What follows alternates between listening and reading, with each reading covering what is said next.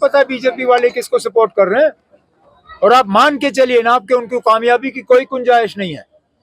वहां पे अगर आप देखें तो साफ तौर पे वहां मुकाबला बीजेपी के साथ अब नहीं रहा। वहां नेशनल कॉन्फ्रेंस का मुकाबला बदकिस्मती से हमारे ही एक दोस्त के साथ है जो कल तक हमारे साथ थे, लेकिन बदकिस्मती से सीट की लालच में वो हमें छोड़ के चले गए। अब नेशनल कॉन्फ्रेंस का मुकाबला उनके साथ है, हमारा मुकाबला बीजेपी या बीजेपी की बी या सी टीम, कम से कम साउथ कश्मीर में हमारा मुकाबला बीजेपी और बीजेपी की बी टीम के साथ नहीं है। बीजेपी आपने जो कैंडिडेट्स का ऐलान क्यों नहीं कर पा रही है, क्यों नहीं कर पा रही है बीजेपी अपने कैंडिडेट्स का ऐलान?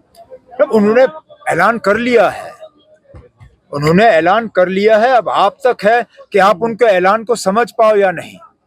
जनाब होम मिनिस्टर साहब जब जम्मू आए, उन्होंने क्या कहा?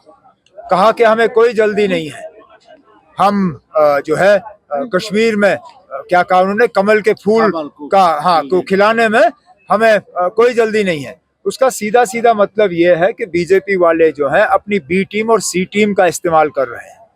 अब जब बीजेपी के बड़े बड़े लीडर श्रीनगर आते हैं, वो किससे मिलते हैं, वो किसके घर जाते हैं, वहां कहाँ किन किन से मुलाकात होती है, उसी से आपको पता चल जाता है ना कि बीजेपी वालों ने मैदान नहीं छोड़ा है।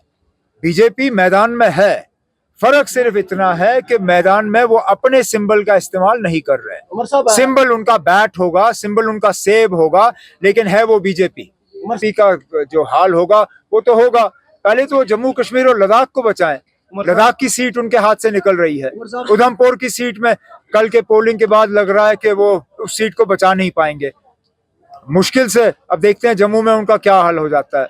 जहां तक कश्मीर की 3 सीटें हैं, मैंने पहले ही आपसे कहा कि इंशाल्लाह लोगों का जो हमें रिस्पांस हासिल हो रहा है, मेरी पूरी उम्मीद है कि तीनों सीटों पे, शुमाली कश्मीर, जनूबी कश्मीर और सेंट्रल कश्मीर, तीनों सीटों पे इंशाल्लाह नेशनल कॉन्फ्रेंस की कामयाबी रहेगी।